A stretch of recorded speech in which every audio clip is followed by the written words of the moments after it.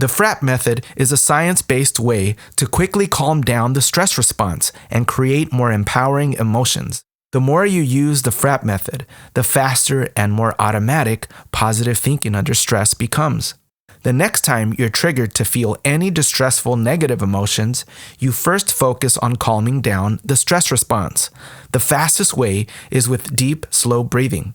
You can use any form of deep breathing as long as your exhales are longer than your inhales, so the vagus nerve will be stimulated, causing your heart rate to lower, stress hormones to drop, your amygdala to calm down, and your thinking brain to reactivate. Breathe in through your nose for 2 to 3 seconds, hold for a second, and then breathe out through your nose or mouth for 4 to 5 seconds. It's like this.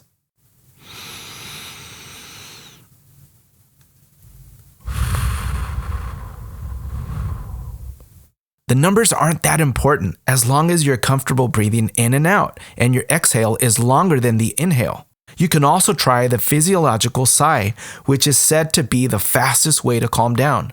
You inhale twice through the nose, where the second inhale is shorter than the first, followed by a long exhale through the mouth. It's like this. 1, 2, or maybe 3 of these, and you'll feel more calm immediately in the face of a high-stress event. After this breathing, you can continue to remain calm by counting backwards, 5, 4, 3, 2, 1, or changing your focus to something positive, like your values, imagining your best self, or use affirmations like, I'm in charge now, not these thoughts. There are other things like opening up your field of view so you see wider and further away. All these tricks calm your emotions down by re-engaging your thinking brain to focus on something else. Step 2 is to reframe the situation by finding a better meaning that doesn't make the situation worse than it is, but inspires you to move in the direction of your goals. Some questions to guide your thinking include, what can I be grateful for right now? What can I learn from this? How can this empower me? What can I control right now? What are my values? Who can I help? What are other perspectives? And be compassionately curious. For example, you might be in line and someone might have cut in front of you, but instead of being angry, you might reframe it to mean, maybe this person didn't see me, or maybe this person's in a rush and isn't clearly thinking, or even, maybe this person has a habit of cutting people, so I won't take it personally, but I will let them know politely that the line starts back there. It's in this reframe step that you decide to become the best version of you, where you decide not to take things personally and to find a better way to approach situations with your best values in mind. Step 3 is to take forward action in a way that is direct and not avoiding the situation, aligned with your values, in a way that helps you reach your goals, and is a quick and easy first step. In the case of a person cutting in front of you, you remind the person politely, "Excuse me, sir? You might have missed it, but the line was back there." The person then responds, "Oh, I'm sorry about that. I was confused. Thanks for the reminder." Now, taking forward action in the direction of your goals and values is extremely important because our brains release a chemical called dopamine when we take action and make progress.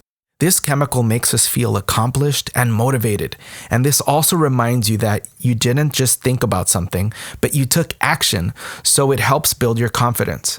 If you just reframe the situation in your mind, but you didn't take action, the critical part of your brain would nag at you and say, you still haven't done anything about it. So always move forward. Also notice that this was a constructive response because it took you towards your goals and you faced the situation. You didn't avoid it. Step 4 is to mentally praise your progress. Give yourself inspiring messages to push forward, even through discomfort. In your mind, you can say to yourself, "That was great. I did what I said I was going to do." Or, "I did the right thing. Yes." Congratulate yourself for each step forward. Maybe you're feeling sad because of a breakup, and although you want to stay in bed, cry, and ruminate about what happened, you got up and made your bed. Then you went for a walk, and afterwards you called a friend. Congratulate yourself for each small step. You can literally give yourself a pat on the back. Imagine video game point sounds, a roaring crowd cheering for you, or simply smile and say, "I did it." Be self-compassionate, not self-critical. Each time you praise yourself for doing the right thing, even when it's difficult or uncomfortable, you release dopamine, which feels good and rewires your brain to enjoy taking action so that it becomes a habit. Research shows that when you praise yourself and it's original, you can release as much or even more dopamine than if someone else were to praise or congratulate you. Powerful stuff, huh?